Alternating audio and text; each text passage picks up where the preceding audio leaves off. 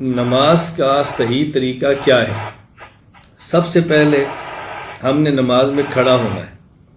کھڑے ہوتے وقت ہم نے پاؤں کے درمیان فاصلہ کتنا رکھنا ہے؟ اگر آپ قرآن کریم سے پوچھیں گے تو پہلا پارہ ہمیں جواب دیتا ہے وَاتَّخِذُوا مِن مَقَامِ إِبْرَاهِيمَ مُصَلًّى۔ جب آپ طواف کریں تو 2 رکعت پڑھیں، اور ان 2 رکعت میں آپ نے وہ کہاں 2 رکعت پڑھنی ہے؟ مقام ابراہیم کو مصلی بناؤ۔ مقام ابراہیم کو حکیم الامت حضرت تھانوی رحمہ اللہ فرماتے ہیں اصل یہ ہے وہ جو مقام ابراہیم پتھر ہے اس کو مصلی بنائیں۔ کیا معنی؟ آپ اس پر کھڑے ہو کر پڑھیں۔ یہ تو چونکہ ممکن نہیں ہے، اس لیے حکم ہوتا ہے کہ اس کے قریب جو جگہ قریب سے قریب ملتی جائے وہاں پڑھیں۔ اب مقام ابراہیم کے اوپر اگر آپ کھڑیں گے تو وہاں حضرت ابراہیم علیہ السلام کے 2 پاؤں کے مبارک نشان لگے ہوئے ہیں، تو آپ دیکھیں وہاں پاؤں کے درمیان کتنا فاصلہ ہے۔ آپ اس سے اندازہ کر سکتے ہیں کہ نماز جب پڑھیں تو پاؤں کے درمیان فاصلہ کتنا ہونا چاہیے۔ اس کے لیے ضروری ہے کہ آدمی اپنے جسم کو، جسامت کو، جسم کے حجم کو دیکھ کر فیصلہ کرے، نہ تو اتنا ملائے کہ پاؤں کے ساتھ پاؤں مل جائیں اپنے، نہ اتنا وسیع کرے کہ آدمی کو دقت پیش آئے۔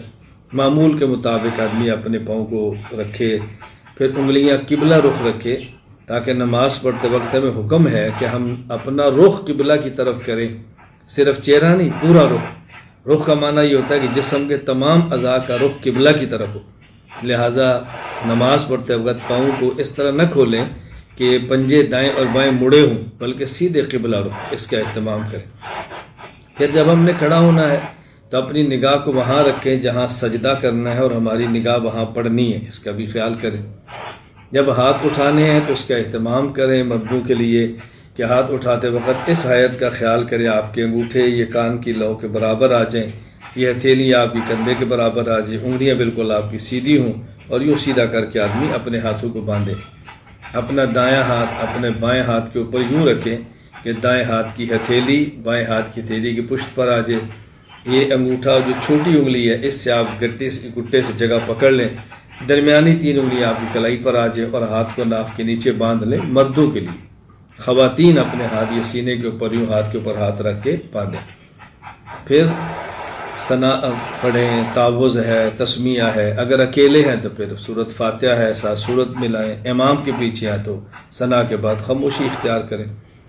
رکوع کے بعد، قیام کے بعد رکوع کرنا ہے۔ رکوع میں اس بات کا خیال کریں کہ بازو بالکل کھلے ہونے چاہیے، اور بالکل ایسے کہ کیفیت یوں بالکل سیدھا ہوا کہ اگر اوپر پیالہ پانی کا بھی رکھ دیا جائے تو وہ پانی گرے نہ، آدمی سیدھا بالکل ہو، آدمی کا سر بھی سیدھا ہو، سر نیچے نہ کیا ہوا ہو، اس کا خیال کرنا چاہیے۔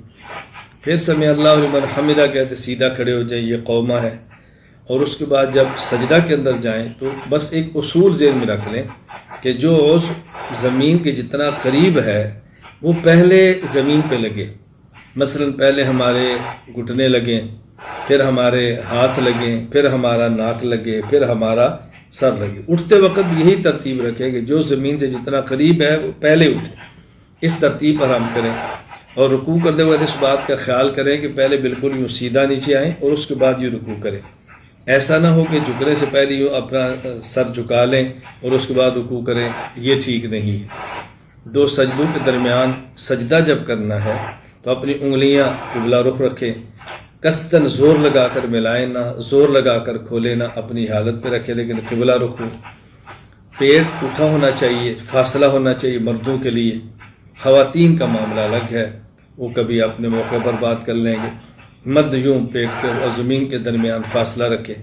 پھر جب تشہد تو اپنی انگلیاں قبلہ کے اندر جب ہوں تو زور نہ دیں کہ جس سے انگلیوں کو تکلیف ہو، لیکن جتنا سہولت سے رخ قبلہ کی طرف ہو، اور پاؤں بالکل ایسے یوں سیدھے کھڑے ہونے چاہیے۔ اور پھر 2 سجدوں کے درمیان جو جگہ ہے جلسہ، اس میں اپنے بائیں پاؤں کو بچھا لیں، اس پر بیٹھیں، اور دائیں پاؤں یوں کھڑا کریں کہ آپ کی انگلی حتی الامکان قبلے کی طرف ہو، ایسا زور نہ دیں کہ جس سے پاؤں کو تکلیف ہو، یوں پھر سیدھا ہو کے کھڑے ہو جائیں۔ اس چیزوں کا رعایت کریں گے، آداب کا خیال کریں گے، اور سب سے اہم بات یہ ہے کہ اللہ تعالیٰ کے حضور میں ہم آئے ہیں، کپڑے صاف ہونے چاہیے، خوشبو لگی ہونی چاہیے، سر کو ڈھانپ کے نماز پڑھنی چاہیے، ادب کے ساتھ کھڑا ہونا چاہیے۔ ہم کئی بار ایسا کرتے ہیں، اللہ ہماری حفاظت فرمائے اور معاف بھی فرمائے، کہ کہیں جانا ہو تو پہلے کپڑوں میں نماز پڑھ لیتے ہیں اور جب جانے لگتے ہیں تو کپڑے بدل لیتے ہیں. یہ عجیب بات ہے. ایسا نہیں کرنا چاہیے. نماز کے لیے کپڑے بدلنے چاہیے، نہ کہ آدمی جانے کے لیے بدلے. بل اس طرح اہتمام کریں اور رعایت کریں، اپنے سوچ اور فکر کو اس کے اندر رکھیں. جو پڑھتے ہیں اس پر معنی پر غور کریں کہ ہم کیا پڑھ رہے ہیں، تو انشاءاللہ نماز کے اندر توجہ بھی رہے گی، نماز کے اندر دھیان بھی رہے گا، اور انشاءاللہ خشوع و خضوع کے ساتھ نماز ادا ہوگی.